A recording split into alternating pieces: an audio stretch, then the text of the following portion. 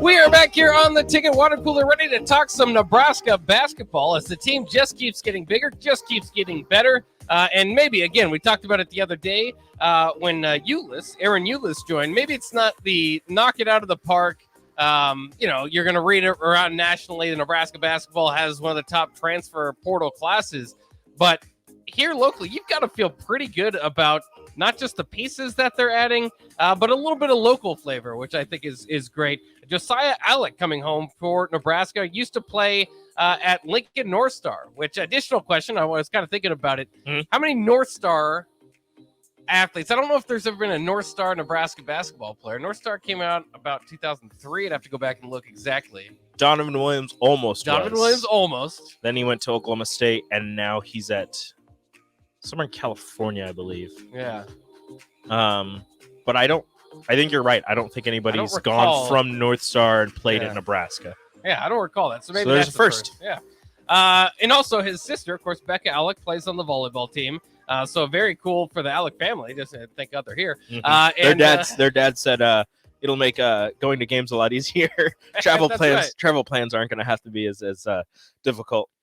And I think it is an element. I don't think you can't force it. I mean, if Lincoln doesn't have a prospect that's good enough to force him in there. But of course, we saw last year with Sam Griesel.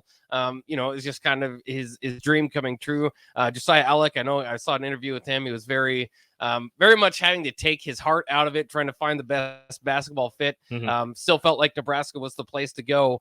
And so Nebraska adds not just a local Lincoln flavor to it, but a pretty good player as far as at least depth on the front line. So, mm-hmm. And Nebraska looks pretty good with depth on the front line. You might not have Derek Walker. You're not going to have the second team, third team, all Big Ten last year. But they do have some pretty good depth there. When you think of Blaise Keita, Breidenbach, Rink Moss, and now Allick, there's been years where Nebraska has, a center and then a project or a walk-on behind them where it's just like there's no big man depth. I feel pretty good about the big man depth they had. We talk about how you added Eulis. I think as a true point guard, maybe not the starter, maybe not an all-conference point guard, but at least a guy that you feel comfortable handling the ball. So those fits kind of work. Eli Rice coming in from IMG Academy. If you can get Tominaga back, of course, that raises your ceiling quite a bit. DeMarcus Lawrence to take that next step. Mm-hmm. I mean, again, it's not necessarily going to lead the Big Ten preview when BTN goes out there, but I think Nebraska basketball feels good, not just in that it's and Allick is a 1-year guy. All these other guys were Bryce Williams. These guys are 2-year guys. Mm-hmm. It feels like a sustainable roster is starting to kind of be put in place as well. Yeah, they're building not only for 1 year, they're building for future years of Nebraska basketball. They're not looking at, it's 1 year, we have to win right away and going on from there.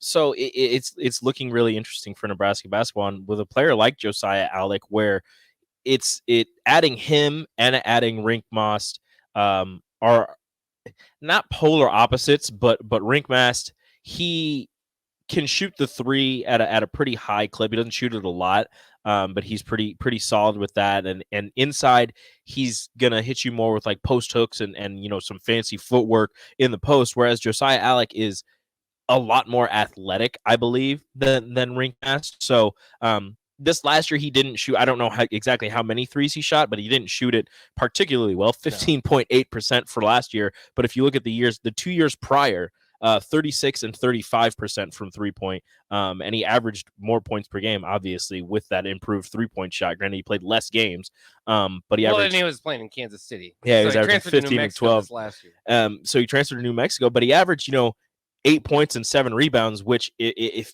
we're talking about Nebraska men's basketball, rebounding has been kind of a concern for Nebraska for quite some time because although, Derek Walker played an amazing game and not to take anything away from him, he wouldn't grab as many rebounds. He was really good at boxing out and keeping the big away from getting the boards. But in terms of, everybody else grabbing the boards, it was kind of a concern. So adding, Josiah Allick and Rink Moss, who in the portal was considered one of the better rebounders in the portal, adding 2 guys like that and hopefully getting a healthy full season out of Blaise Keita, you're going to have 3 guys who are pretty adept at getting boards. And hopefully that'll lead to more success for Nebraska basketball. But Allick in the post is going to be more of an athletic big. Not in he won't be one of those guys where you dump it down low and you're like, okay, go make a move and beat your guy one-on-one. He's gonna be one of those guys where probably some backdoor cuts, some lobs. He is a lob threat.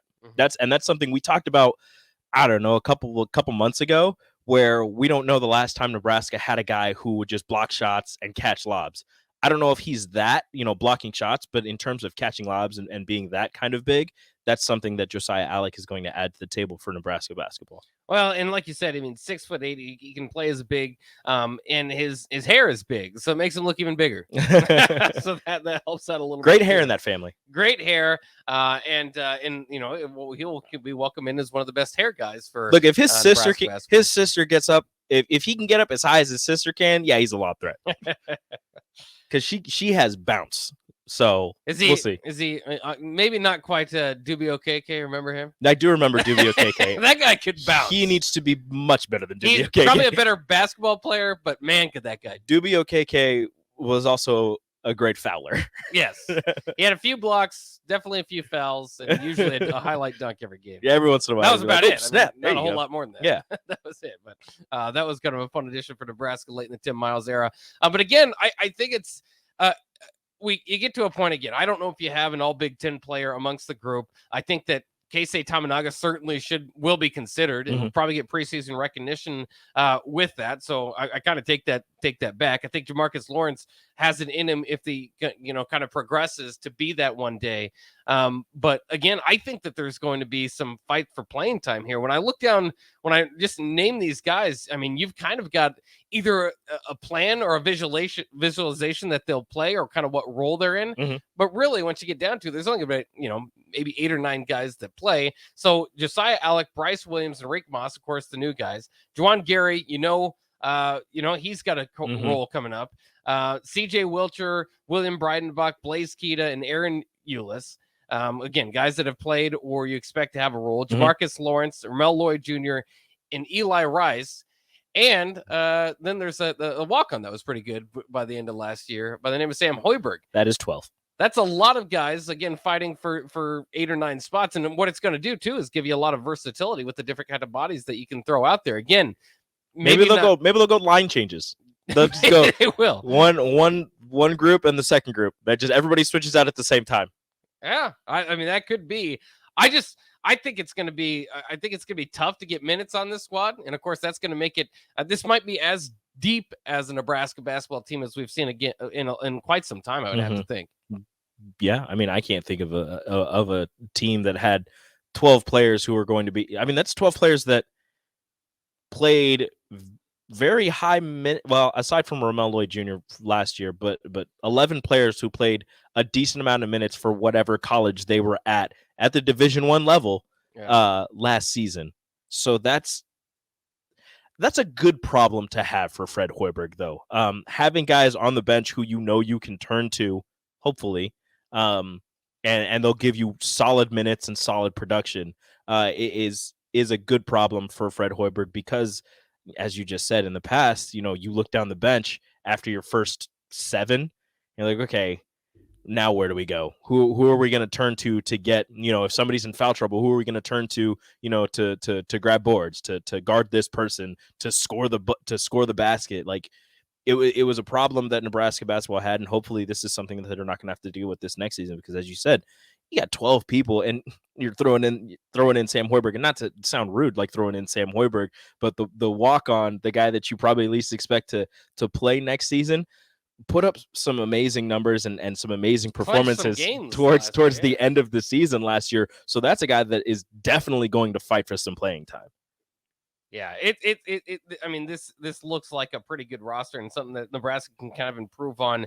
And again, has some of the pieces now. You're 4 deep in the big man. You got your true point guard. That was something we were worried about, was the big man rotation. Yeah. And now you got guys who have a lot of different specialties, probably. I think Blaze Keita is that rebounding defensive guy. Josiah Allick is the lob threat. And again, defensive wise, I think I'd have to go back and look, but that's another guy. And all your bigs can rebound at a high level. And then Wilhelm and Rink are Wilhelm, you need him to take a step forward, and if he's going to be that stretch 4, stretch 5, he's going to need to improve that 3-point shot. Obviously, if he's going to continue to shoot it, he needs to make it at a higher rate. And then Rink is probably your most polished big, and probably the guy who's going to start for you. Like I think if I told you that Rink Mass was starting day one, that wouldn't be a surprise, right? No. Like that's the guy who you're probably expecting to be that day one starter, and then you're going to fill in the bigs after that. But having this big man depth is, again, as I said earlier, a good problem to have, because last year it was Derek Walker, Blaze Cato was hurt, and Wilhelm Breidenbach was inconsistent. Yeah, and I think for guys too, like with the depth that we're talking about, you know, you've had flashes from Breidenbach, from CJ Wilcher, but they've had a little bit of inconsistency. If you know, that's going to be a big part of it. If you're going to stay in the rotation this year, it's, you know, you're going to have to bring it every day. If not, I mean, again, it's still worth a shot and see if CJ has it going, because he can put 5 threes on the board at any given day. Just hasn't done it consistently, or haven't made enough of them and been a factor enough in that way consistently, that, you know, still not a bad problem. You could try him out. If it's not his night, all right, then we've got other more guys. options. Yeah. So Nebraska basketball, I'm really excited about. And it kind of changes too. It's kind of funny because Aaron Eulis the other day, we were just kind of talking like, it doesn't wow me. And again, I don't think this is a class full of people that absolutely wow you, but it's we're talking about fits. Nebraska basketball has had some players under Fred Hoiberg. They just haven't really fit together for the most part until this past year's team. And now things are looking up for Nebraska basketball. You've got a good base for Nebraska basketball. You've got a good group of guys who, again, although it wasn't the most successful season last year, it was the most successful season that Fred Hoiberg has had as Nebraska's head coach. You finish the season at 500. You lose your first round Big Ten game, unfortunately, to finish at 16-17. But you have a good base despite losing 3 key contributors from last year. The guys who transferred out, not to be rude, but weren't offering as much to the squad as some of the guys that have stayed. So to have the guys that did stay and to have them be some constant contributors to the team, and then to build around that with the transfers that they've brought in, is hopefully going to lead to some more success this next season for Nebraska basketball. Because before, at the end of the season, you saw a mass exodus and a mass entrance for the men's team. Yeah, it's good to get some consistency from year to year within the roster. And again, I just, you know, you talk about all this depth, all the excitement, Juwan Gary coming back to be the energizer. I still just love the upside of Jamarcus Lawrence, no matter how they're going to use him off guard or kind of teach him a little bit more from the point. And then Keisei Tamanaga. I'm not kidding when I say I think that's an all Big Ten type of guy, because I mean, if you're going to put 20 on the board like he was consistently toward the end of last year, I mean, that's what you're talking about there. So big year coming up for Husker hoops.